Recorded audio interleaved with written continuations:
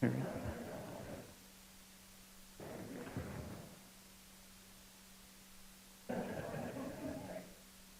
Okay, good morning, everyone. Thank you for being here for the first of our candidate conversations. My name is Jason Perry. I'm the director of the Hinckley Institute of Politics here at the University of Utah, and we are thrilled that you are all here today for our Informed Decisions 2016, which entails a series of events and articles providing voter information to the state of Utah and to those who will be voting that we have compiled with the Gardner Policy Institute in partnership with the Deseret News and KSL. As you all know, this has been an election cycle for the history books. We have very colorful candidates at the top of the ticket, but we will also vote for a governor, 4 United States congressmen and women, a United States senator, and nearly 90% of our Utah state legislature, as well as many other state and local representatives. We hope Informed Decisions 2016 will help you navigate this very important election cycle, and we'll give you some analysis and information that will help as you make these critical decisions about who will represent us and take care of the issues facing the state of Utah. We will also have several other public forums to release the information. We have convened numerous focus groups in April and May of this year to understand what Utahns think about the critical issues affecting our state, like taxes, education, and infrastructure, the future of the state of Utah. And we're excited to present some of the information from those forums to you today. The format will be an extended conversation with the candidates. We will have a chance to hear questions from the audience.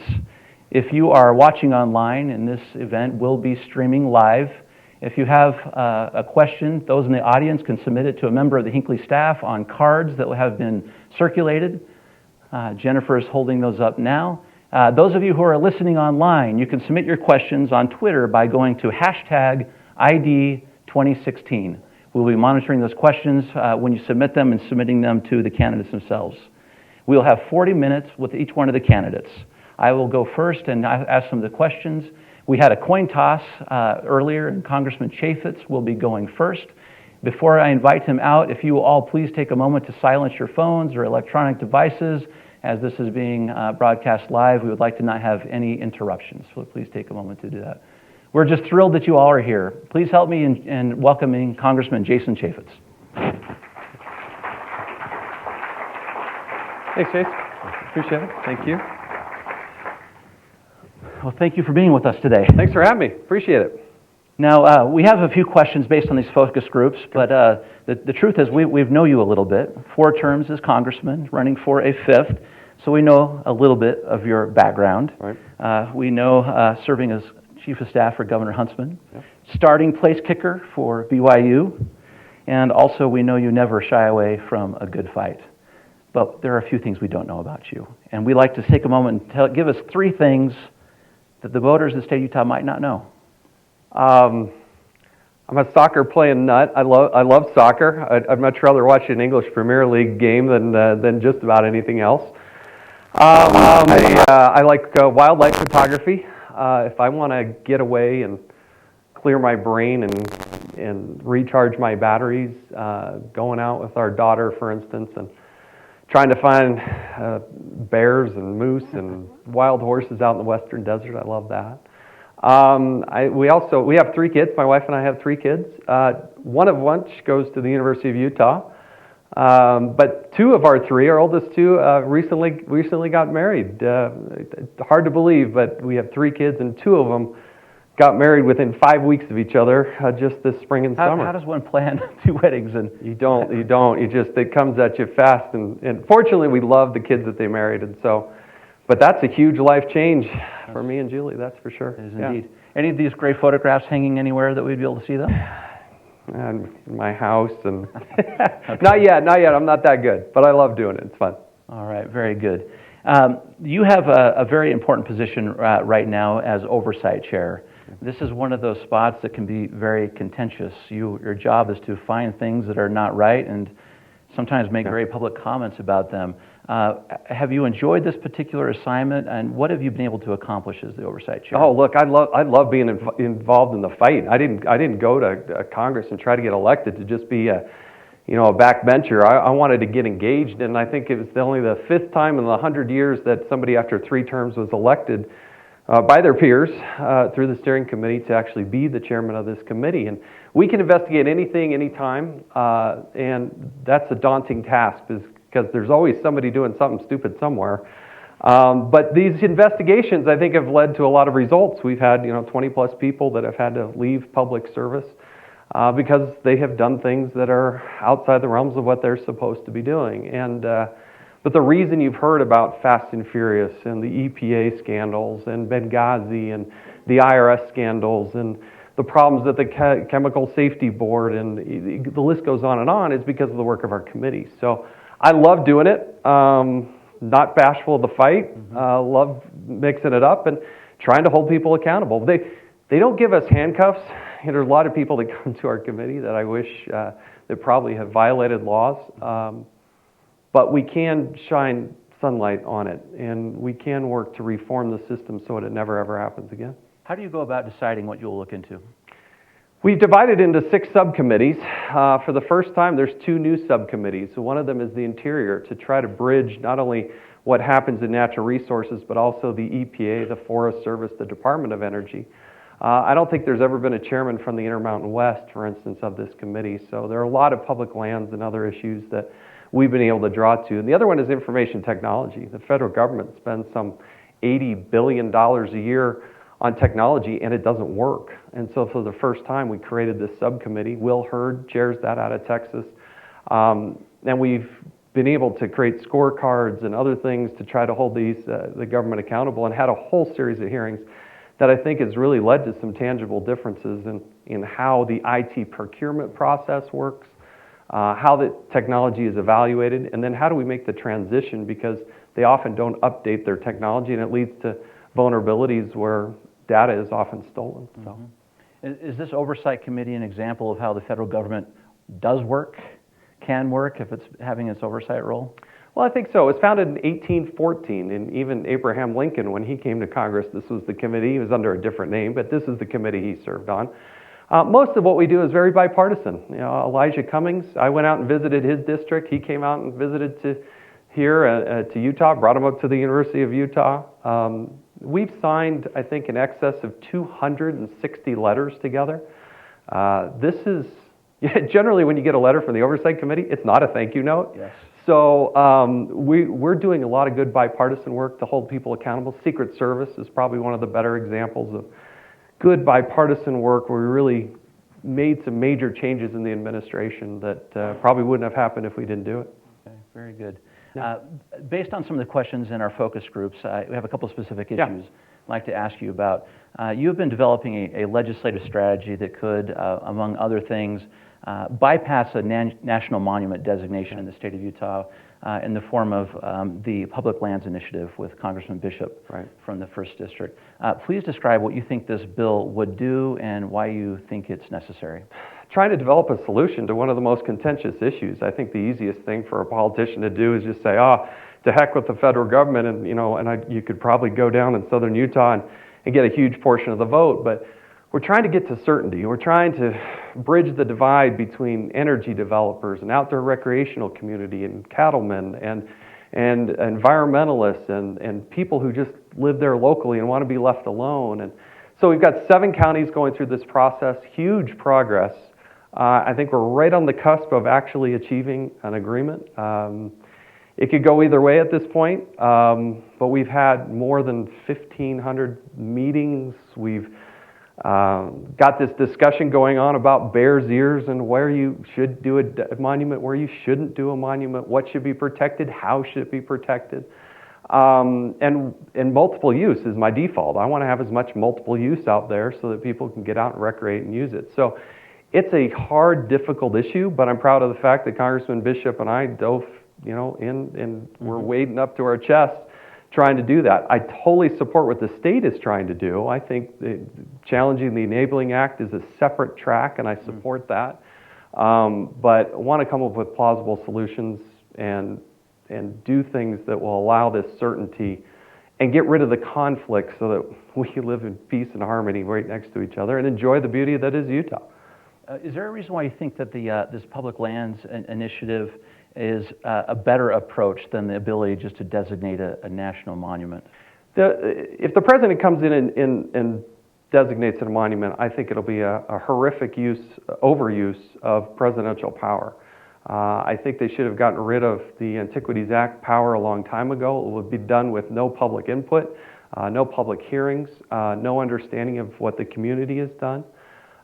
It'll also, I think, inhibit the Native American population, particularly the Navajo, to do what they have historically done. There's this misnomer that if they have a monument, then suddenly they'll be able to continue to collect pine nuts and firewood and participate in these religious services. You can't do that necessarily when they change the designation to wilderness. Some people say, oh, wilderness is great, but wilderness also means you can't bring a vehicle on it. So if you want to go out and collect your pine nuts and the firewood, you're not going to be driving a truck where maybe you used to drive a truck. And so that education with the Navajo Nation, I think, has been an important one, and why we enjoy Utah Navajos so much of their support for an alternative path that provides protections but also allows more participation from them and more access to what they're traditionally used to doing. You say you're nearly there on this piece of legislation. What remaining hurdles are there, and is there any way this is complete while President Obama is still in office? Well, I hope so. What's really accelerated in the last probably 6 to 8 weeks is the interaction with the White House. The White House is now fully engaged. Myself and Rob Bishop, Mike Lee, Senator Mike Lee, Senator Hatch, we met at the White House kind of privately. We didn't read too much about this, which was nice. Had a very productive hour working through that. Staff has met for several hours in addition to that, going line by line, map by map. Some of the more responsible, I call them that, environmental groups have also been at the table. They didn't just lob bombs at this process at the beginning. Some of the other ones did. They just immediately went up on the airwaves and started trying to demolish this process without even reading the bill. But some of the more responsible environmental groups are still at the table with us, as well as the counties. We really rely on the counties. So lots of motivating parts, trying to keep that teeter-totter, if you will, properly balanced without one extreme or the other, and trying to get to a solution. So it continues on. And quite frankly, I think it's the only reason why the president has not designated a monument to this point. It's because of the good quality work that we've been doing for nearly 2 years now. Okay. If I can turn to education for just a moment. Sure. The focus of these groups we talked to was a lot about education in the state of Utah, both in public ed and higher ed. Right. How do you feel the Utah public education system is doing in terms of preparing our students for higher education, but for their workforce? And what is the role, in your mind, of the federal government in this process? I think they've been doing a better job. I think it's one of the most important jobs, but I do think it's done at the state level. I'd like to see the federal government get out of it.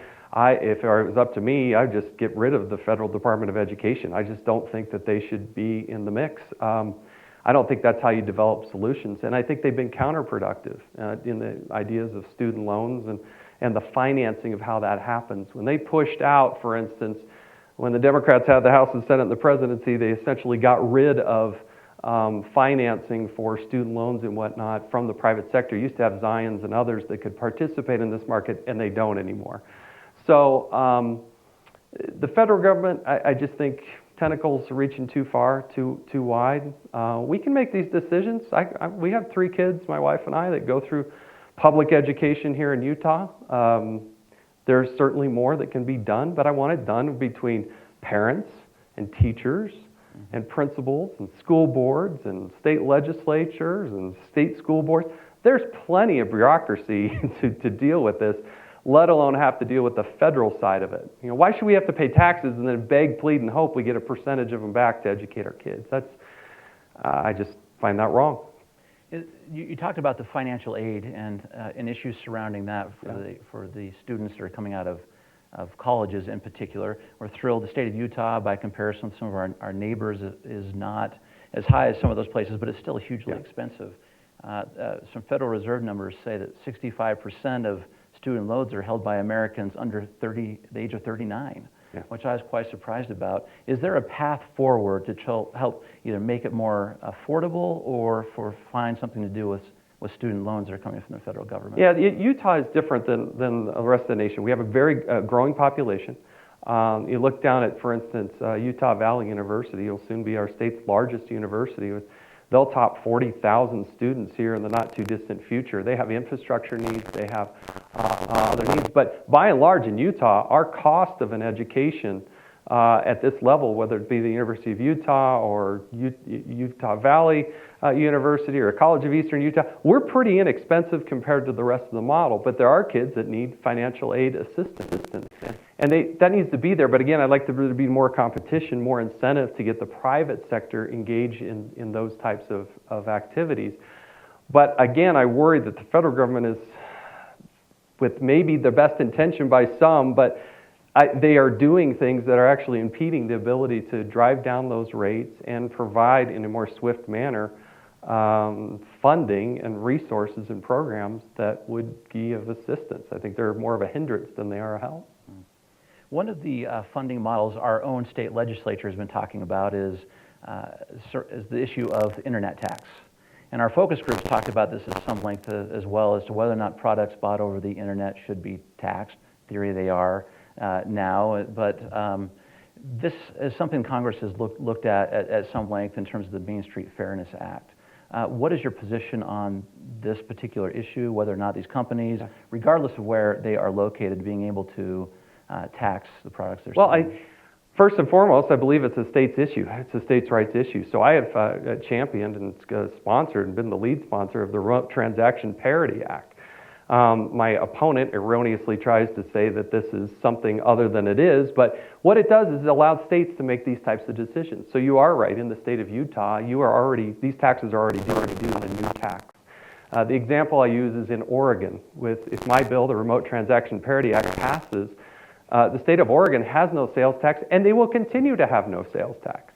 But what it does say is that states have a right to figure out how they're going to balance the needs within their own states, whether it's property tax, sales tax, whatever tax that they want, they have to find that balance.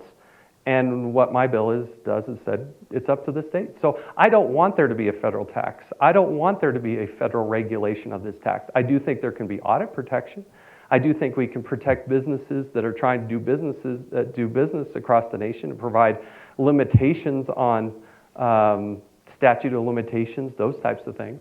But the last thing you want is a Utah business, say in Orem or in Sandy or wherever it might be, having to deal with the 20,000 taxing jurisdictions out there. That's why, in this case, Governor Herbert and Jonathan Johnson, they've been bickering about just everything. Both of them have supported and endorsed the bill that I have introduced. I got a nice letter from Jonathan Johnson on the Overstock letterhead, and Governor Herbert has certainly been supportive of it. There's more than 1,000 organizations that are supportive of this. It really provides the tool and the mechanism so the states can make these decisions themselves. The Senate today is considering 4 bills on guns in response to the shootings in Orlando. I know that Speaker Paul Ryan said they're not in a rush necessarily to pass this bill, but there's considerable discussion right now in Washington, D.C. today in particular about proposals like banning the sale of guns to people on a federal no-fly list, for example. What role do you think the federal government has in terms of curbing gun violence or any of these bills that we're going to be seeing today? Well, look, you see these horrific mass shootings and you can't even imagine how horrific that is. I think there are things that we could and should tackle. One is the aspect of mental health. I went actually to Connecticut after the Sandy Hook massacre. I was on ABC this week, and you could feel it in the air. I mean, to go into a school and slaughter those children, and it was palpable. But when you look at the aspect of mental health, that's something I think that we should be in a very bipartisan way doing. The House has actually moved last week out of the Energy and Commerce Committee, Representative Murphy's bill, which has a lot of promise, and I've been very supportive of that bill so far. We'll see if it changes and gets morphed into something that it shouldn't be, but at this point, I've been very supportive of that. So tackling the mental health aspect of it, I think, is very important. We have to get real in the fact that ISIS is a threat. It's beyond a threat. It's an actual fight that we have to fight in a very proactive way. very frustrated that this president does not have a strategy, nor is he executing on one, to actually defeat ISIS. We even had to pass a piece of legislation in the House to say, develop a strategy to do this, and he still hasn't done it. And I defy anybody to try to tell me what the president's strategy is to defeat ISIS. Because if you look at the most horrific, latest horrific shooting, mass shooting, the largest one we've had in this nation, the initial indications are there are ISIS inspiration and a lot of homophobic type of behavior where he was targeting the gay community in going after these people, and that should never, ever happen. So I wish there was just some simple, easy answer that we could all just get behind and do one thing, but I don't see that. I do think tackling ISIS, I do think the mental health aspect. But let's also remember that the Second Amendment right to bear arms and purchase those weapons, I happen to have a sidearm, I happen to have a shotgun and a rifle, and as a law-abiding citizen, I had free access to those products and to those weapons, and I choose to exercise that. Not every American chooses to exercise that, but I worry that putting additional limits on law-abiding citizens isn't going to actually ultimately solve the problem. What do you think the chances are of any of these 4 bills before the Senate today? I'm not as familiar with the Senate bills. I can't tell you exactly which one they are. The one I have the most promise, I think, in the House is Tim Murphy's bill, and I've heard the Speaker say that he hopes to be able to bring that bill up on the floor before Congress goes into recess on July 15th. And that mental health bill, I think, will do a lot, as long as we can get it to the President's desk and he signs it. But I think we can get that out of the House 2 weeks or so. Okay. Before we go to audience questions, there's been a lot of discussion about the presidential candidates here in the United States. Look at the time there, Jason. The time. Yeah. Keep going. There's great interest here in the state of Utah where at least the most recent polling numbers are not showing either of the nominees as having overwhelming support. Certainly coming online, many of our elected officials starting to get behind their nominees. What is the state of the Republican Party right now in terms of their presumptive candidate and Donald Trump? And tell us your thoughts about how the party starts to unite and maybe when and if. Well, I'm still crying on my pillow that Mitt Romney is not the President of the United States. It's probably one of my biggest disappointments in all of Congress. At the time I've been in Congress, the nation somehow decided that a second term of Barack Obama would be better than Mitt Romney, and I think our state in particular is still smarting over that. Look, I've said that I would support our Republican nominee. Doesn't mean it's going to be his surrogate. Doesn't mean I'm going to go out there and be able to defend everything he says. But in the context of Hillary Clinton, this is no contest for me. I sort of come from the ABCs of politics, which is anybody but Clinton. I mean, we have seen her up close and personal, and I think the country understands who she is, how she operates. I think she's void of a moral compass. I don't think she makes principled decisions. I think she will say whatever she thinks she needs to say at the moment in order to get elected. And I think the Supreme Court nominees that she would put before the nation would dramatically alter our nation in a way that I just don't want to go. So I supported Mitt Romney. I've been supportive of Marco Rubio. I wish he was our nominee, but he's not going to be. And so I'm part of the Republican Party. I'm going to support our nominee and hope that he prevails. And when he says something or goes above and beyond or past the line, I'm going to come after those comments. And I've already been out there and said that what he said about prohibiting people to come to this nation based on their religious beliefs, I think was a bridge too far. And I can promise you this, if I am fortunate enough to get reelected and be the chairman of the Oversight Committee, we're going to go after that administration just as hard as we would against the Clinton administration. That is the true test of principle. If you are actually going to hold somebody accountable to the same standard, no matter which party they're in. I think the Oversight Committee of the past failed to hold the Republican administration accountable when Republicans were in charge. And I'm gonna kid in the candy store on that one. Just let me loose, and we're gonna have some very interesting hearings, and I think more bipartisan support than ever if that happens. If Donald Trump is the new president of the United States, I understand your comments there very well. How's the rest of Congress, do you think, going to fall in line? It's not as succinct as you would think it would be at this point in the process. You have some members, particularly from the Northeast, Pennsylvania and New York, they love Donald Trump, and they are first in line. They were before, while the waters were still a bit more muddy.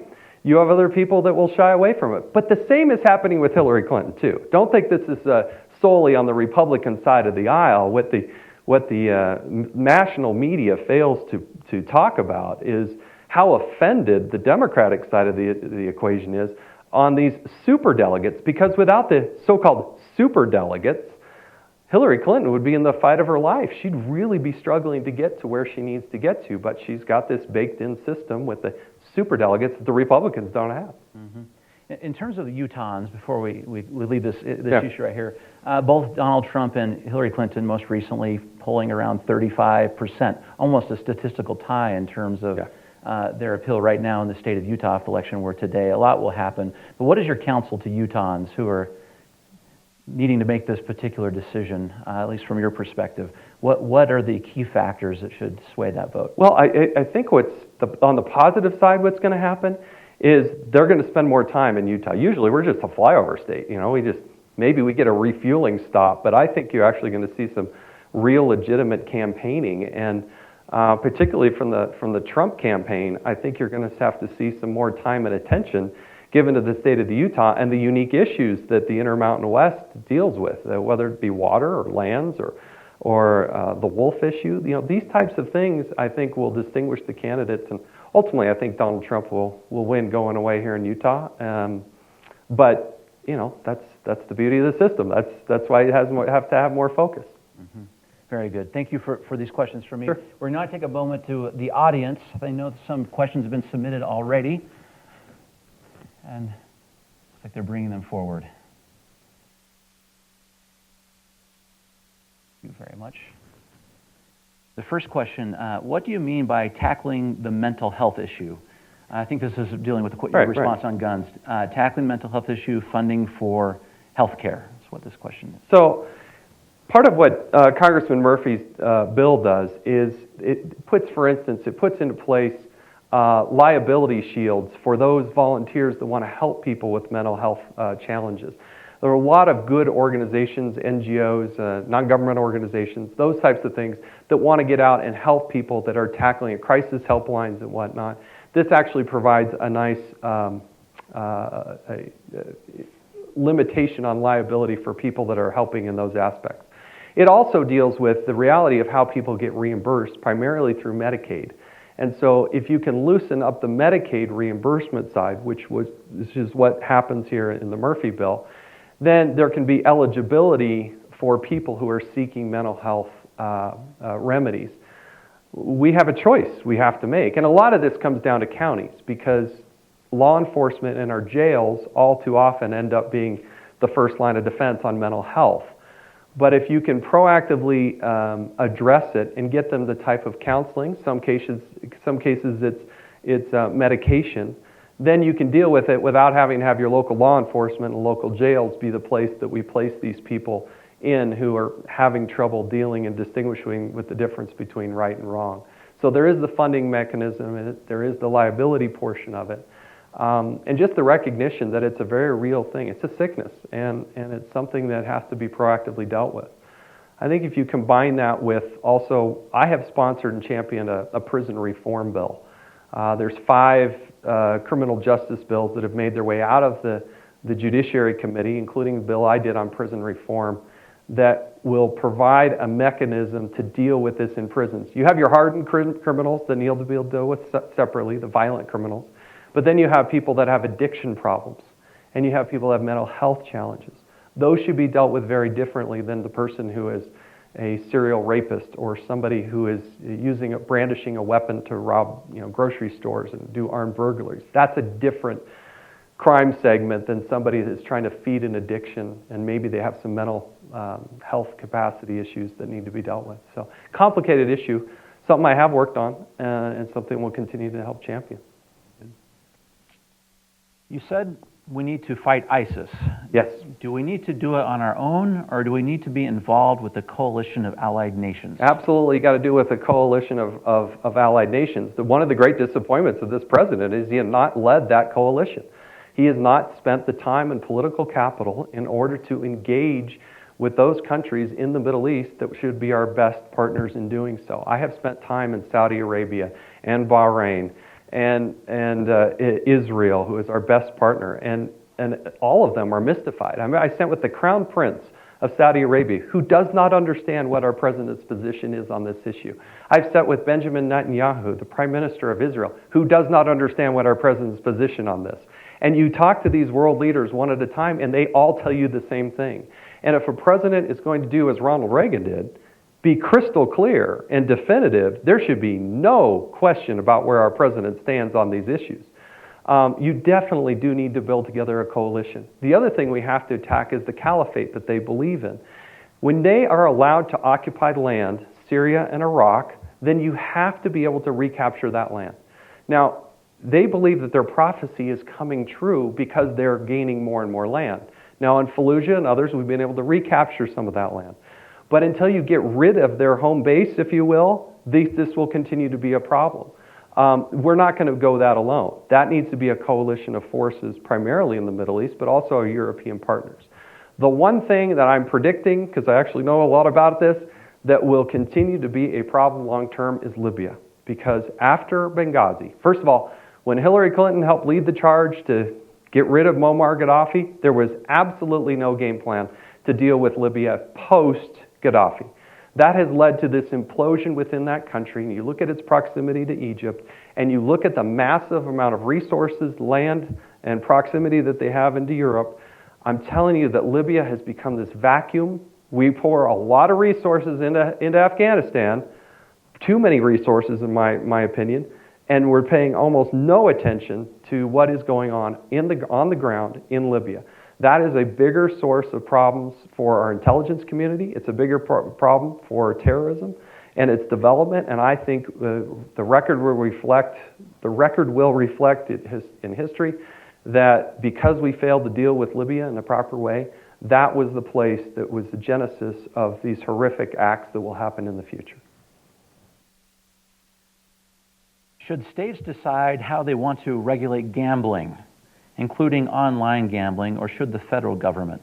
This came from Twitter. I think this is an absolute decision that should be made at the state level. One of the things I've been fighting against, I introduced a bill called RAWA, Restoring America's Wire Act. A few years ago, on December 23rd, I think it was 2011, the Office of Legal Counsel within the Department of Justice, one attorney wrote a 13-page memo and said that we should go ahead and allow online gaming. Well, Utah, through its history, and Hawaii, were the only two states where we don't have gambling within our borders. We need to be able to protect that right, that state right, to not have gambling within our borders.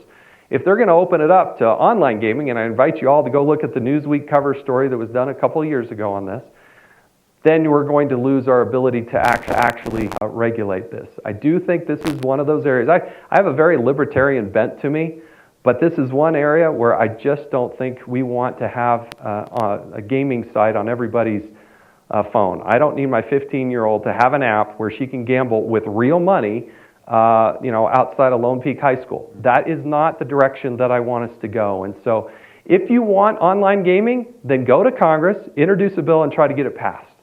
But there's no way it could pass. So the idea that some legal eagle down in the bowels of the Department of Justice can just unilaterally change it is offensive. And that's something I will continue to fight against in a very bipartisan way, by the way. Supportive of this language, Dianne Feinstein, Tulsi Gabbard out of Hawaii, Lindsey Graham, Mike Lee. I mean, it's about as broad of a coalition, but Mike Lee and I are locked arm in arm in this one and trying to make sure that Utah maintains its right to regulate gambling within our own borders, not have some federal bureaucrat tell us how to do it. Okay, very good. This next question has to do with very much a state issue. Okay. It impacts you very directly in terms of your decision to only go the convention route instead of gathering signatures is what this question is. Maybe if I can expand on this question a little bit too. Sure. Your thoughts about this SB 54, the option of doing either way, because in this particular race, you're encountering the impacts of this as well. Yeah. Your thoughts about that bill, the long-term prospects of it, and why you chose the path you did? Look, I went just the convention route. It's how I initially got elected. I thought that with a name like Chaffetz, it was a very difficult path to go through. I took years to develop a coalition and make the case and build it up to the point where I was able to get into the primary. This new piece of legislation, which is the current law, I said I'll play by any rules that you throw my way. I think in the next round I probably would do the signature route as well. I was disappointed. I haven't said this out loud before. I was very disappointed in this last convention go. I had 14 town hall meetings, and we had less than 300 people show up to those meetings. I think the argument has always been, well, hey, the convention, they're much more educated, they dive deeper into the issues. For a lot of people, I think that is the case. But for a host of people, I don't think that's necessarily the case. So it is the current law to be able to have the option to do both. I don't think that the party should be endorsing one or the over the other. I think I'm glad they didn't do that in the case of my race. I think that would have been wrong, and if they did that, I would have called it out as such. But I think the signature route is a viable route. So at the convention, as people were talking about this particular issue, this became a source of a slogan for many, that I trusted you, and that's why you should send me. And this decision has implications on other races, including a governor's race, maybe even one day for you in that particular capacity. It sounds like you don't really feel like that's the greatest argument right now, is that I should just leave it in the hands of these delegates. And you would maybe think differently. I would. I respect the delegate and the delegate process. I've gone through several elections and been successful in that process. Based on the vote at the convention, if there wasn't a signature route, my race would already be done. I'd already be the nominee. But I don't mind anybody running against me. I have no problems with that. I mean, throw as many stepping stones, if you will, to get the answer right. I'm fine with that. I'm totally comfortable in my own skin in doing that. I'm just foreshadowing that if I had to do it over, or where am I at today, I would probably do both routes. Mm-hmm. That's, you look at the situation and evaluate it, but let's also remember that the reality is if they didn't have Senate Bill 54, they probably wouldn't have had the convention, because I think that the referendum that was about to be on the ballot probably would have prevailed, and it would have changed the dynamic. So I'll deal with whatever they've got, but that's the current law, and we'll play by those rules. Do you have a prediction in terms of that law? Because of course the Utah Republican Party is not completely bought off on this. Oh heavens, no! I have no idea. I have no idea. This is why you have a vibrant discussion. What I did like is I did think that the state was really having a candid discussion about it, and the legislature was really debating this back and forth. I didn't try to come in and push my finger on one button or the other. I certainly didn't push down on the scale there but I've been very vocal in saying, very grateful to the convention process. It's what allowed a guy with me with little ID, little name recognition, very little money to actually engage in this process. What we don't want to do is just have this be a rich man's game, because if you can just throw hundreds of thousands of dollars into it to get on the ballot, we're not necessarily serving the needs either. And that's some people's strategy, is just self-fund and throw all these hundreds of thousands of dollars and say, hey, I'm on the ballot. How do you deal with the person like myself who didn't have all the funds to do that? I put in $10,000, but I refused to go into debt. I didn't do a loan. I didn't do any of those things. I ran a debt-free campaign, and I think we spent less than $75,000 getting through the convention. I think we ended up more than that as we went to the primary and the convention, but we built a true grassroots array of people who poured their heart and soul into it. We were all volunteers, and I'm very grateful for that process. Very good. Do we have another question or two from the audience? George, do you have a... Congressman, I put it on the card, but since you've opened it up to the floor, I think I might ask it now. Okay? There's a movement online to start a convention of states, and we're gathering signatures, petitions, and everything. Practice thing out with people that have their own state constitution. Kind of an autonomous thing from the... Right. Are you in support of this, and how would you feel about the convention of states? Yeah, I don't know that everybody could, certainly online could hear that, so let me just repeat it. The so-called constitutional convention, there are people online that are trying to put together a petition to have a constitutional convention. I've been Constitution of States. Constitution of States, very opposed to this. Here's why. I don't know the direction that it's going to go, and I worry that I don't believe that our Constitution is some living, breathing document that we should suddenly just be amending at whim across the board. I support some very narrowly tailored constitutional amendments. For instance, Mike Lee has one on a balanced budget amendment. Bob Goodlatte has another one on a balanced budget amendment. I ultimately believe that if you're really, truly going to get to the point where you're balancing budgets, you have to almost force the issue through a balanced budget amendment. In fact, I passed a bill called Cut, Cap, and Balance. Cuts $100 billion in spending, caps discretionary spending at $100 billion, and forces the states to look at a constitutional amendment to balance the budget. No promise that it would pass, but send the states through Congress. That way it bypasses the executive branch. Send the states that constitutional amendment and let them vote on it. If we get to the requisite number of states, then great, that amends the Constitution. But to have a constitutional convention or a convention of states, I just don't want to be out there with California and Massachusetts and who knows who else saying, hey, let's change this and let's change that. I believe that the Constitution is a divinely inspired document. It has withstood the test of time. With all of our problems and challenges before our nation, the United States of America still, we figure these things out and we get it right, and in large part it's because of that Constitution. We have decisions made by the Supreme Court that I wholeheartedly disagree with, but the process that we have as a nation, it's the greatest one on the face of the planet, and I don't want to open it up for amendment at any time. In that process, I think Congress sending it to the states is the responsible thing to do. We have one more question from Twitter. I have a quick question. Sure. So I had a freshman at George Washington, you were a freshman congressman. Yeah. Yeah. And you were really personal, and I remember you saying that you felt like a congressperson like fair game. So after several terms, like have been very. Yeah, she was asking, I did this series, CNN asked me to carry around a camera, and we did, I think, 20 plus episodes of Better Know a Freshman or Freshman Year or whatever it was called. I did this with Jared Polis, a Democrat out of Colorado. He and I are about as polar opposite as you could be on personal lives and politically. But I think it's a good exposure to our government. And if you're going to run for public office, you're going to have to open up that kimono and show everything. And so you get used to it. You got to feel comfortable in your own skin. There's some things with my family that overstep. If you start talking about my kids or my wife or something, but that's happened few and far between. You better get used to it. And I think the public has a right to know. Sometimes you go a little bit over the top and think, does this really have to do with anything with my job and how I vote and those types of things? But that's who we are. And certainly at the presidential level, it's way over the top.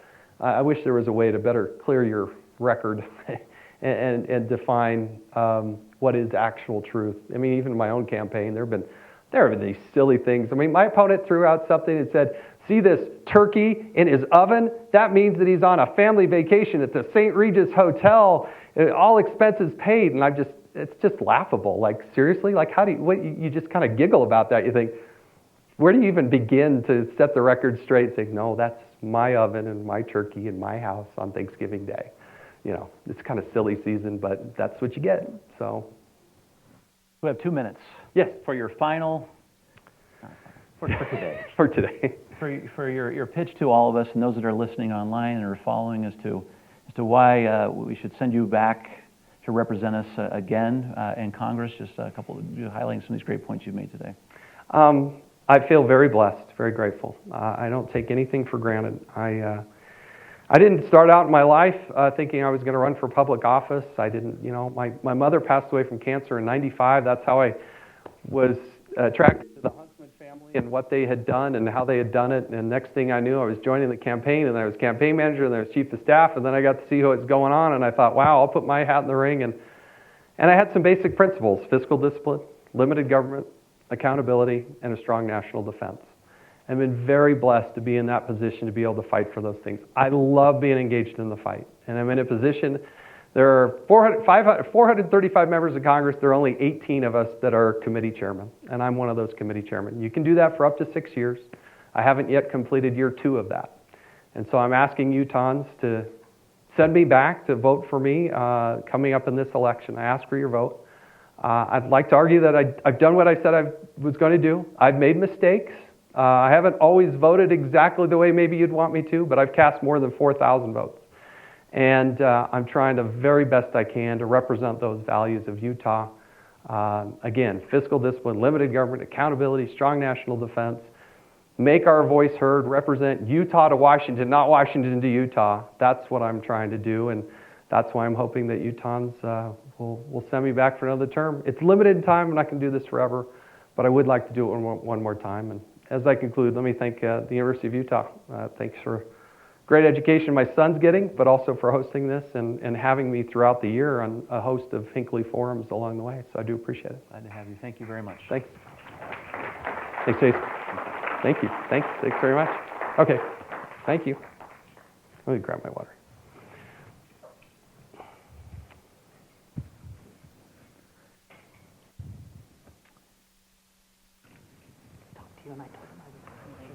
Oh, yeah. Participation so far. I'd like to please help me in welcoming Dr. Chia-Chi Teng. Thank you very much for being here. Please have a seat here. Well, it's a great pleasure to have you here Oh, likewise. at the University of Utah. Thank you for this. And I'm wearing red today, so. we did notice the red tie. Thank you for that. For someone working at BYU, we understand what that means today. So thank you for that. And if we may take just a moment, we want to get to know you even a little better. We've had a chance to read about you, of course, but you have such an interesting personal story as well as how you got to this point where you're running for Congress, an immigrant, a naturalized citizen, a computer science professor at BYU, and former IBM employee. Microsoft.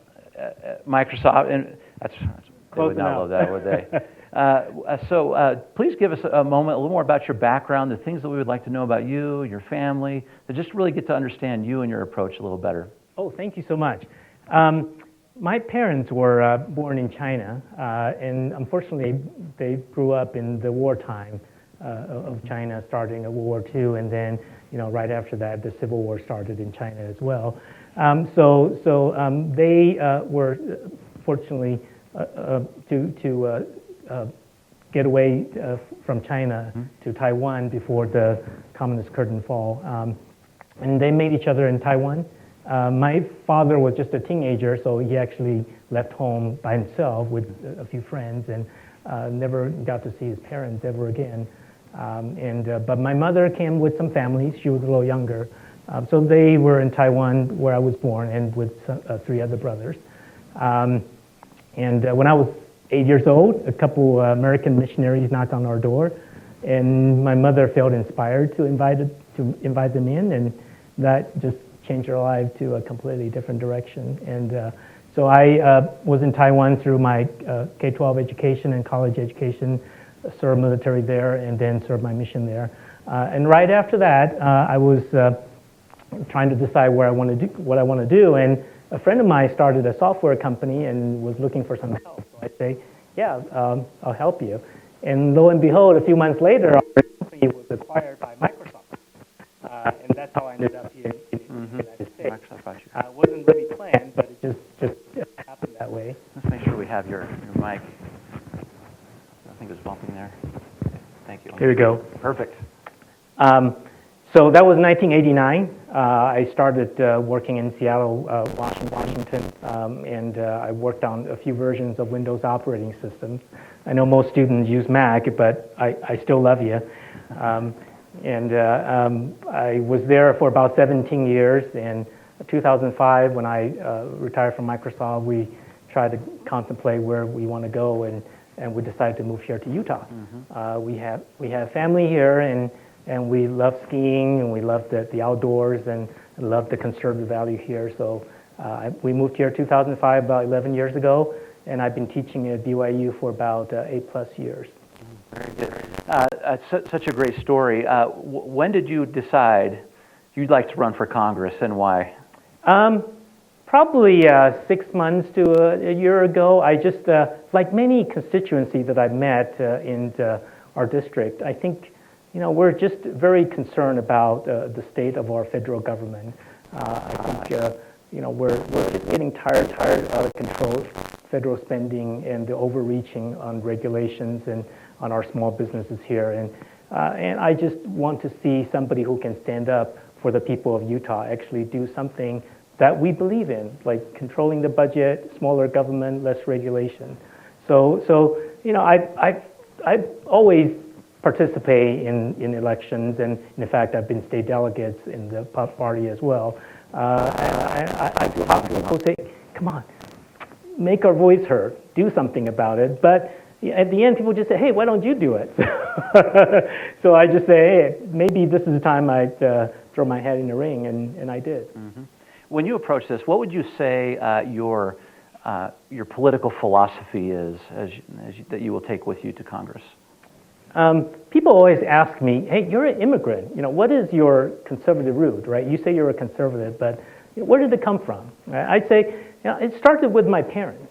And when my dad went to Taiwan as a teenager, he had nothing, right? He worked hard. He didn't even finish 6th grade. He had very little education, but he worked hard and been a blue-collar worker and don't believe in handouts, and he believed in education, made sure all 4 boys go to college and 2 with PhDs, and that's where I get my conservative value from, is those hard work, responsibility, and make sure you take advantage of the opportunity and do the best you can.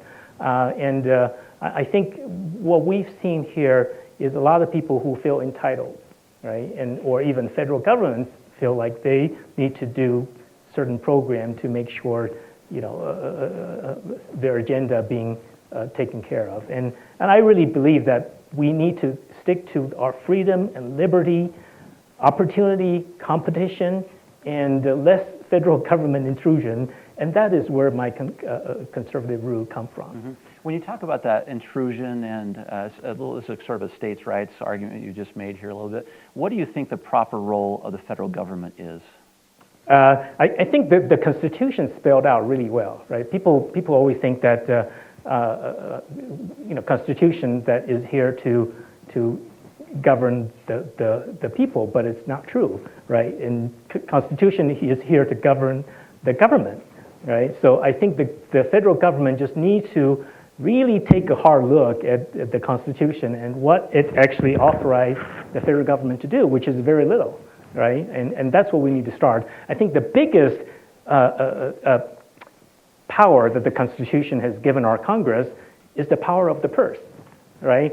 And instead, they've been squandering that power away and just giving that power away. And that's one of our growing frustration is that we have here in Utah County or in our congressional district is that, here's the Congress, we have majority in both the House and the Senate. We still cannot get a budget to pass. And instead, we've been signing those omnibus spending bills that basically write a big blank check to the administration. And that is where our frustration really lies, is that you have the power given by the Constitution, but you're not using it. You're just giving it away. Every time you vote for and those omnibus spending bill, we're getting further and further away from, for example, getting rid of Department of Education and make the federal government actually be responsible and accountable for what we want them to do.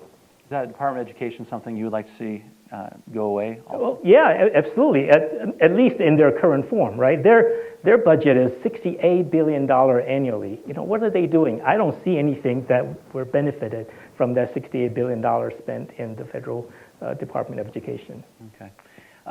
As you know, the amazing people at the Gardner Policy Institute and people at the Hinckley Institute have spent some time this summer doing focus groups on issues that are important to Utahns and the state. And I'm going to ask you a series of questions based on some of those that have come up and Sure. those things that you would encounter as congressman. One of those, we just had a moment ago to talk to Congressman Chaffetz about the Public Lands Initiative that he is sponsoring with Congressman Bishop from the 1st District. Do you agree with this particular approach that they are taking with this piece of legislation? Do you think it's necessary? Well, first of all, the PLI is not a legislation yet. It's still, well, there's still a talk, right? It's a draft, but hasn't really gone, so far it's not even been introduced. There's still being talk, a discussion, right? And it's been a discussion for at least 5 years now, but I haven't even seen any bills actually being introduced, right? And this is, again, our frustration as well. We hear a lot of talk, but in the end, where is the actual action? And where is the result? We have not seen any, right? And on that same subject, I want to see the full transfer of control of public land into local stewardship. And I truly believe that local people can be much better stewards than the federal agency bureaucracy that's thousands of miles away, right? And instead, what they're trying to do, they're trying to do trades and negotiation with the lame duck presidency. That's only 6 months away. Why are we wasting our time doing those trades and negotiation? That's going to go nowhere, right? And I really support what our state government is trying to do, is to get the full transfer of control back to local stewardship. Mm-hmm. So part of the answer from Congressman Chase was, at least why he thought of this, was the idea that it would be better to create one of these, this initiative rather than have a national monument designation put upon us by the federal government. It's a little bit of the idea. Do you agree with that? Would you think it's appropriate for the federal government to do such a thing, or is that something you would fight against? You mean the Bears ears? Oh yeah, I would totally fight against it. I do not support their overusing their power to do something that fits their into agenda. But I disagree that that Congressman Chaffetz saying this PLI is a step to prevent that from happening. I think it's just, the politicians always try to take more credit than they really deserve, and this is another example of this years of talk that has no results being shown, and they're already taking credits for it. So, and I think the voters here in our Utah can really see through that, and here's where the frustration really lays. Okay, very good. On education, if we may turn to that for just a moment. On your website, you say that Congress should get out of the education business and let state and local governments set the agenda. Tell us how you see the federal government playing with that general approach. What role is left for them? Should there be any role for them at all? And to what extent should they have an impact on education in the state? I don't think they should set the agenda for the education in the state. And I think biggest problem as a college educator here, and I think for the most part, the higher education is functioning relatively well. Other than the cost issue, we can talk about that later. The research is moving. Students are getting great education and move on. But I think the biggest challenge that we have here is really the K-12 education, who's not really doing a sufficient job to get students to prepare to be leaders of our future, right? And I'm in the engineering technology side of the higher education, and we're not getting enough people willing to take that step and come into a try and make a difference in the engineering technology world. And here's the opportunity. We can actually change the world, build our world, right, with the skills that we learn. But we find that a lot of the students that come up, it's not so much that they lack the skill, it's that more they lack the confidence, right? Or they don't really understand the career choices in front of them, what they need to choose. One example is that a study has shown that average college student changed their major at least 3 times, right? I'm all for you trying to find yourself and learn more about yourself and what you're trying to do. But we can do a better job in high school counseling, right? And get them ready and actually choose the area of study that they actually want to do. I'm one of the lucky ones that I always knew that I wanted to do. I started soldering circuits when I was 14 and just loved it ever since. For example, BYU has 5 different computing disciplines. Right? A lot of our students go in and didn't really know which computer discipline that they want to do. Are they business-oriented, application-oriented, theory-oriented? But most of the high school counselors say, oh, you want to do computer? You go to computer science, right? And half of the time, that's the wrong choice. Right? And I think we can do a better job at the K-12 level, have the students gain more confidence so they're willing to take the chance, and also get them educated and understand what is the proper area of study that they can go in and make an impact immediately. Where do you think some of those changes can occur? Is this something that can be done through the federal government? Is this something? Oh, absolutely not. It has to go into the local level, right? So these ideas you just gave, just complete empowerment to the state without... And the collaboration between, all level of education entity, right? And I talk to high school students all the time and explain to them, what the difference is between all those different competing disciplines. But I think we can definitely do a better job. And who can do a better job? Obviously, the local stewards here. Associated with people choosing the occupations and the field of study that are most important to them, many students are graduating, not as much in the state of Utah, but certainly here too, with a huge amount of debt. And some are talking about how well they're prepared to enter that workforce when they have such a burden to take care of. What are some things federal government can do to work on that particular issue? Well, I think if anything, I think we can see better collaboration and between the private enterprises and the higher education entities, right? More scholarship and more incentive from the technology companies to fund research, right? And I think that should be the future that we focus on. We already see that more and more, right? Because as you know, the research funding from federal government has been shrinking for the last decades. But I would love to see more incentive from the private sector and to work in collaboration with higher education to create more opportunity and funding for research, and then really build something that can be used and make an impact on our society. You are uniquely positioned to talk about that research funding, Yes. what you do at BYU, and certainly here at the University of Utah, where a lot of the great research does come from those federal research dollars. What do you think you can do as a member of Congress to increase the amount of funding going into important research? Well, reduce the bureaucracy, right, and the earmark. I think too much of our funding goes into building stuff that people don't actually need, right? And just because they want to bring dollar into their district per se, right? I think that's what we need to do. Make sure our federal budgets are spent wisely, and we can do that. Every time our Congress, just sign those omnibus spending bills. We have to look at our federal budget more carefully and do zero-based budgeting, and then only through that mechanism that we can find the necessary fund to actually spur the research that we need. For example, our national power grid is outdated, right? And I'm an electrical engineer. There's very few research has been done in the last 10 years to make that better, right? And that's one area that we can actually make a difference.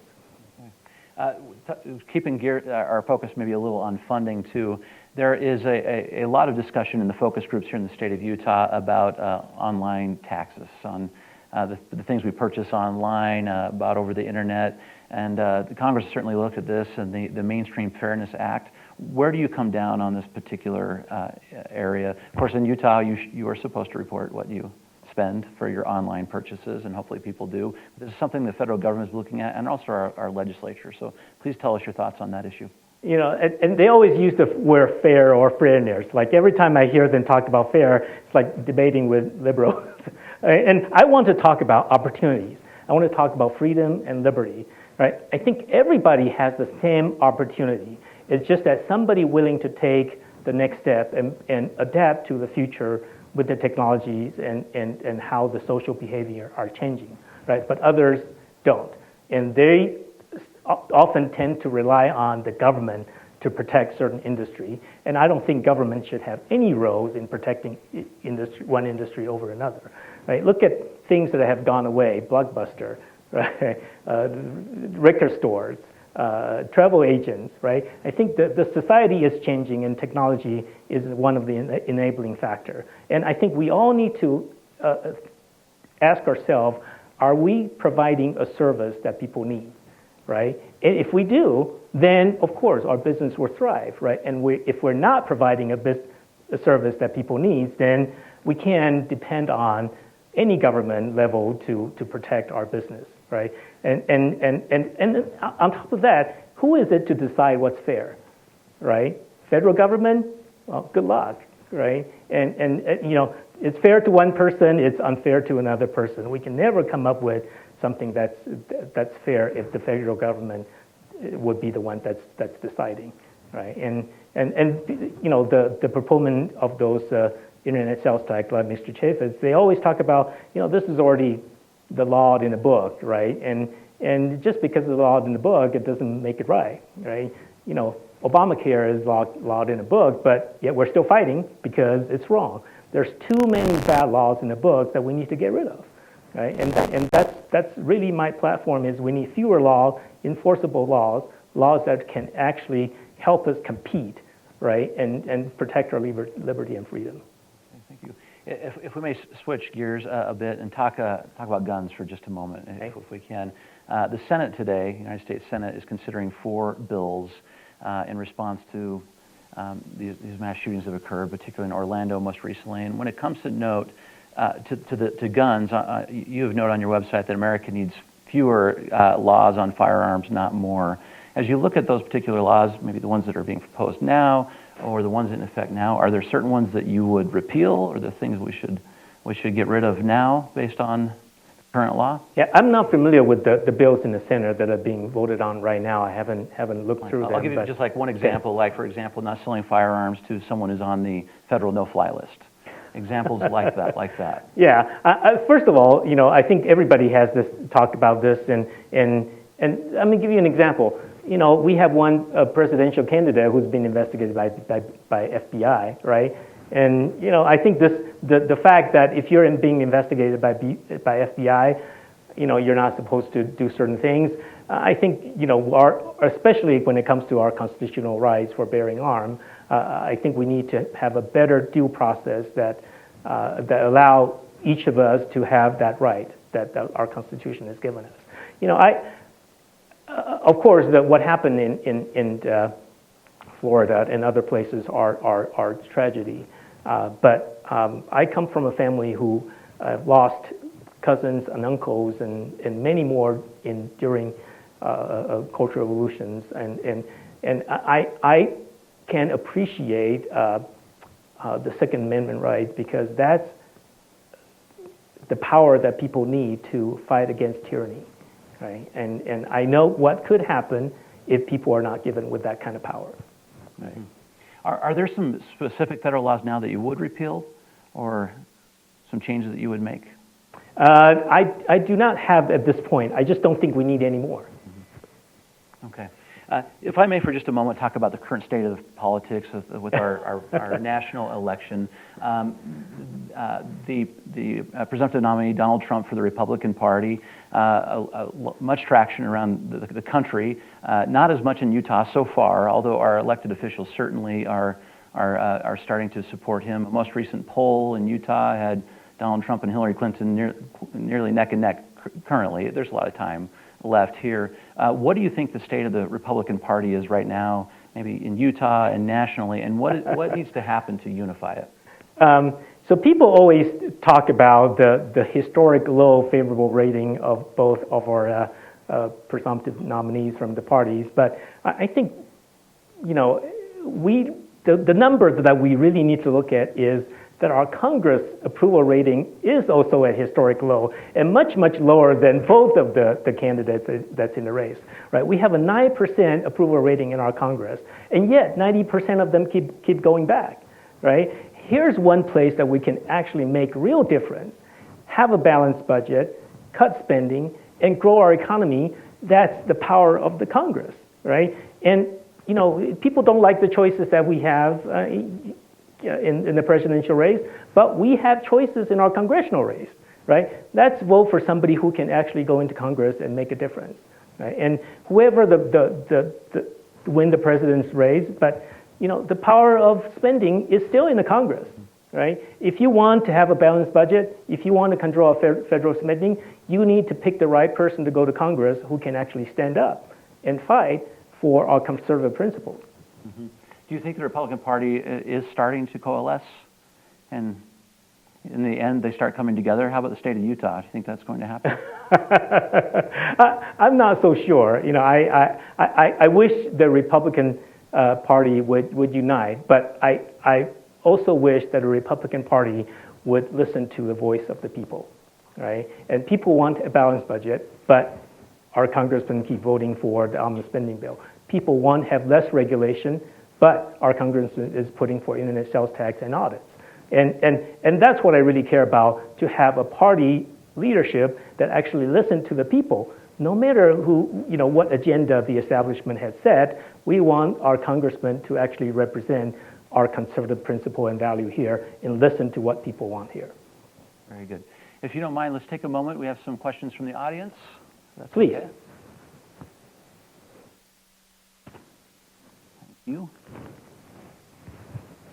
It says, you touched on conservative values as an immigrant and naturalized citizen. What specific direction should immigration reform take on a national level, and in what policy form?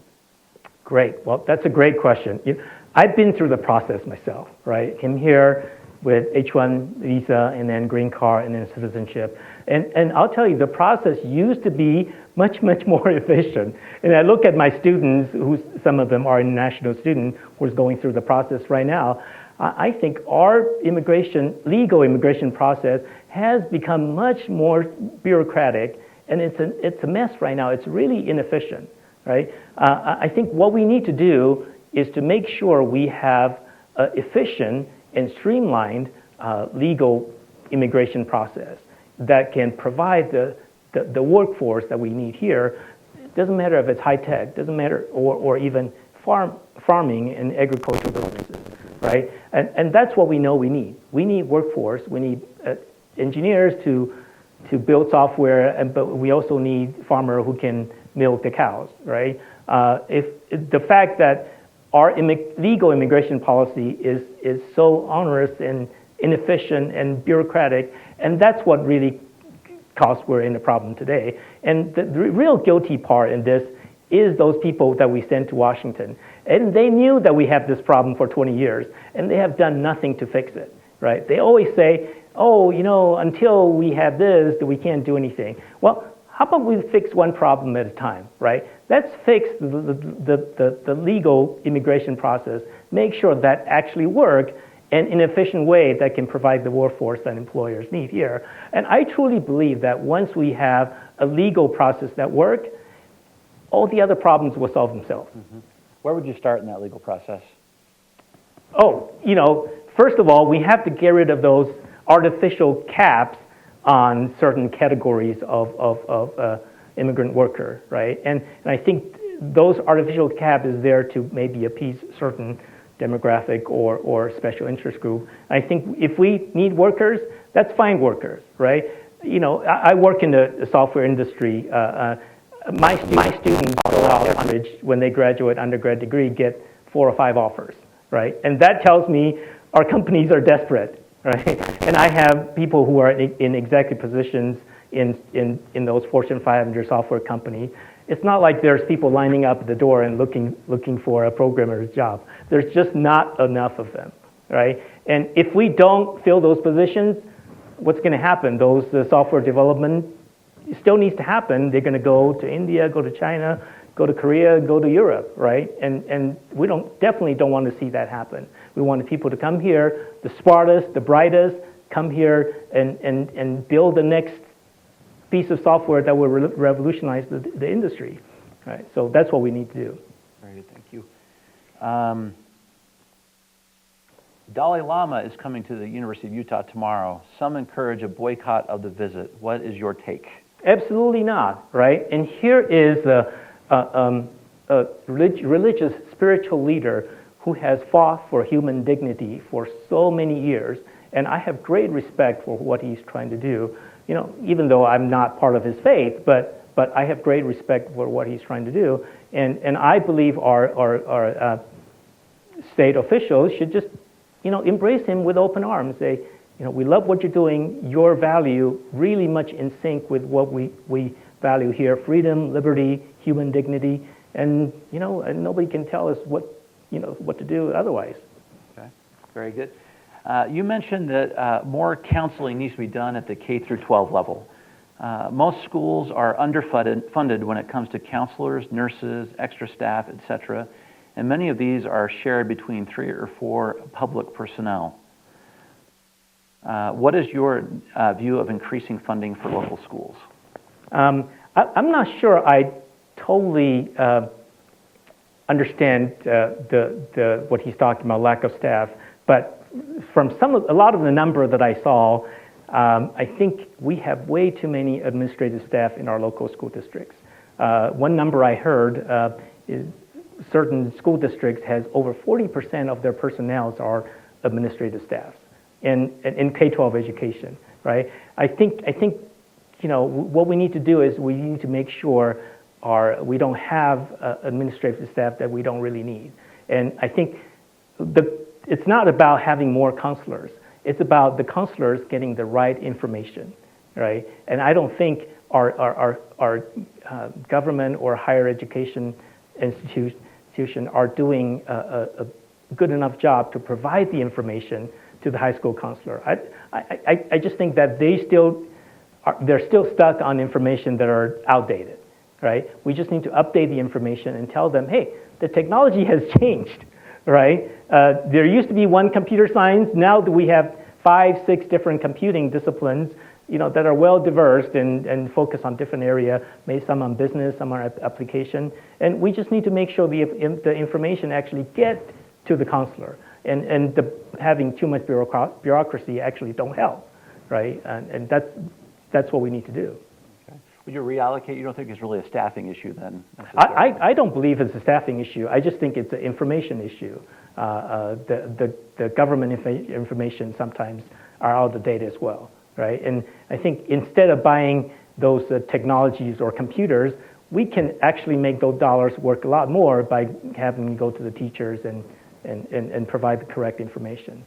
Okay. And technology go out of date so quick, right? Computers get out of date in 3 years.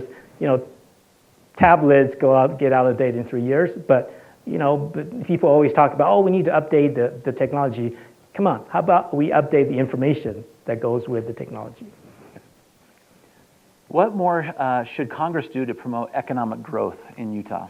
Oh, that's easy. We need fewer regulation, right? If you talk to most of the industry here in Utah, healthcare, technology, it's really the compliance burden that are on small businesses here that's making them not competitive, right?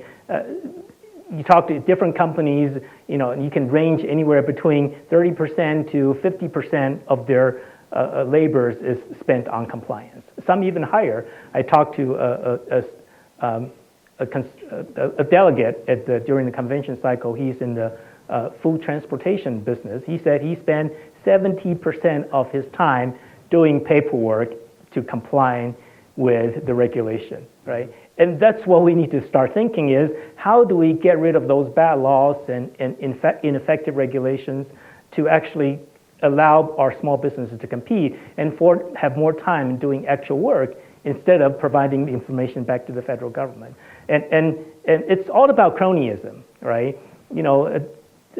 Having more regulation and compliance always favor the big guys, right? For example, the internet sales tax that's being proposed in Congress, it totally favors Amazon and Overstock or Walmart versus my small businesses that may only have 12, 15 employees, right? They have hundreds of accountants and lawyers who can easily absorb all these compliance issues. But as a small business owners, there's no way for me to hire another full-time accountant or attorney to comply with those hundreds and thousands of pages of regulation. And that's why I think the real way to get our small business competitive, especially, technology industry, how do I compete with Amazon, right? How do I compete with Google, right? We need fewer regulation. We need less control in the federal government to allow people to actually, to put their imagination and creativity to work. All right. Okay, thank you. How will you create ways for obtaining work visas easier? Well, we can go back to the way when I started, right? When I started, if there's a need for the job, you go through the process, you advertise and put it in the paper. If you can get skill you need, and you can hire somebody that you need for that job. For example, my company was not my company, the company that I work for, that my friend started. We provide certain set of technologies that Microsoft didn't have, right? So they acquired a company. We actually ended up provided huge economic benefits to Microsoft. If not hundreds of millions, maybe in the billions even, from that small company of acquisition, right? I think we just need to have more common sense approach that if you have a need, if you can find somebody to help you here, then you need to be able to allow them to find the help that they need. Wherever that is. Wherever that is. If they can't find the help they need here, well, they're going to contract somebody in India. They're going to contract somebody in China, Korea, Europe, right? It's going to happen one way or the other, but in that way we don't have local economic benefits if they contract the software, to somebody else outside the country. Okay. If we can take a second to talk about SB 54. You chose to go the signature route. I did. Both. Well, that's right. I was going to get to that part. The signature route, which some of the purists there felt like you leave it to the caucus, which is what Congressman Chaffetz did, and there were many in the state of Utah that decided I would just do both routes, and we know some of those would even maybe do both now as well. Your thoughts about SB 54? Why you decided that you would go take advantage of the law as it was now, and what you think the future of it is? Well, first of all, just because this is something that's been done the same way for the last 25 years doesn't mean that we have to do it the same way, right? I used to go to Blockbuster and rent the VCR cassette, but my kids don't do that anymore, right? And on the other hand, or they know what VHS. That's right. Even Utah, the presidential election, we do it online voting. Right? The Republican Party has online voting for choosing our presidential candidate, right? And on the other hand, they say, oh, no, we can vote for president online, but we can't. We still have to stick to, certain rules for our congressional candidates or local candidates.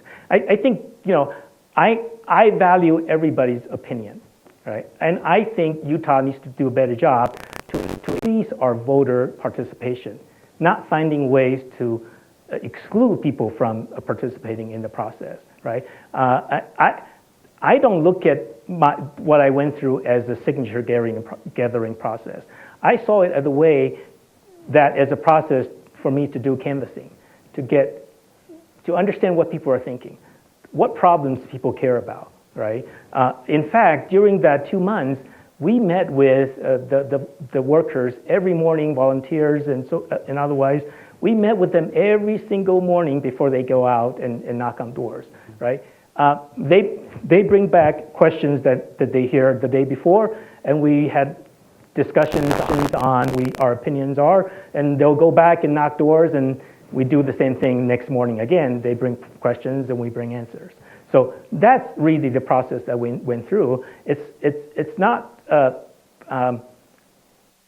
turnkey at all. Right? We were heavily involved in the process because we saw that as an opportunity for us to build our grassroots support. And so many people that we met at the door turned out to be huge supporter in the caucus process, convention process, as well in the primary process. Of course, my big disadvantage is the name recognition, right? And Mr. Chaffetz say something, then he gets on TV. Doesn't matter, what happened, right? I need to get my name out there, and I think doing a canvassing effort and have people knock on door and introduce our message, and that has been very effective for me. And I think people really resonate with our message. We want responsible spending. We want smaller government. We want to grow our local economy. And that's the message that we have really resonate. And I think every time somebody else wants to talk about this instead of the issues, and they're basically create a distraction because they don't want to talk about the issues. And I want to talk about the issues, right? I want to talk about budget. I want to talk about the cronyism. I want to talk about actually reducing regulation. So, and that's what I'm here for. Okay. a couple more questions from the audience, and we only have a couple minutes left. Okay. So it sounds like you may be opposed to federal legislation that allows states to collect sales tax for e-commerce. How should states deal with a shrinking revenue base, a tax that is not growing at the same pace as the whole economy? Well, first of all, that's not called tax revenue, right? We made these money. The government didn't make those money, right? And I think what we need to look at is how do we make Utah a more business-friendly place where companies would actually come here and actually build footprints here, right? And once they have footprint here, and they're subjected to all our local tax code. And that's what we need to think about. Every state has the right to make their business environment more competitive and friendly. And that's what we really need to do. We need to think about growth, right? And most of the government spending that they want to collect, we need to think about growth, and that's where we really should focus on. And on the other hand, state of Utah has budget surplus for the last few years. They always complain about they don't have enough money, but we know that's not true. No, we need a little more. They always think that they need more, right? Higher ed. So the answer to that question really then is that you are somewhat opposed to that federal legislation on them allowing the states. You just want... Absolutely, because I think that bill doesn't really solve the problem. I think that bill is really about cronyism. You look at who is pushing that bill. It's Amazon, it's Walmart, right? It's all those big companies who wants to squeeze out the competition from the little guys, right? And that's what it really is. And people don't tell you about it, but it's really about cronyism. Okay. So one last question from the audience, and I'll give you one more final opportunity to talk. From Travis. Entitlement spending is the biggest part of the federal budget. What is your plan to reform entitlement spending? Well, that's a huge question. But give us your huge question. So the principle is we need choices. We need competition, right? For example, I'll just short on time. I'll give you one example. Social Security. Why don't we allow people to opt out, right? I look at my statement from the federal government. The return is terrible. I can get much better return on that pot of money if I manage them myself, right? Of course, we need to stick to the commitment that we make to those seniors who are already in the program, the veterans and the senior who have made great contribution to our country and society. We need to keep our promises to those people. But moving forward, right, we need to let people have more choices and less mandatory, code. I think if we have more choices, then we can actually be in better control in our retirement, in our health care, than the one-size-fits-all solution from our federal government. Okay, very good. Thank you. If you don't mind, in our last 2 minutes, to the audience, those that are listening and watching, please give us the reasons why we should pull the lever for you at this primary we have coming up. Yeah, I think if there's anything that we see as this national trend in this particular election cycle is that people really feel that they're disenfranchised and betrayed by the party leadership on both sides, right? I think here's our chance to make a real difference. You vote for somebody who's going to go in and do more business as usual, or you choose somebody who actually is one of us, right? A small businessman, an educator, an entrepreneur who actually will go there and try to do a job and come back, right? And continue to make contribution in the local economy here. You have a choice of a career politician, or you have a choice of somebody who have success outside of politics and who are willing to come in and make a real difference. And that's really think that the choices are in this particular race. Very good. Thank you so much for being here with us today, Dr. Teng. Oh, thank you. Appreciate it. Just 1 second, if I may. I would like to thank all of you for being part of our Informed Decisions 2016. Thank you for the great work of the Gardner Policy Institute and the Hinckley Institute of Politics. The issue briefs that we referenced today and the information that came from them can be found at our websites at hinckley.utah.edu and gardner.utah.edu as well. So please check out those websites, read those documents. They are very informative, very enlightening. Appreciate you coming today, and do not forget, primaries, June 28th. please show up. Thank you all for being here today. Thank you very Thank you so much. Let me turn this off.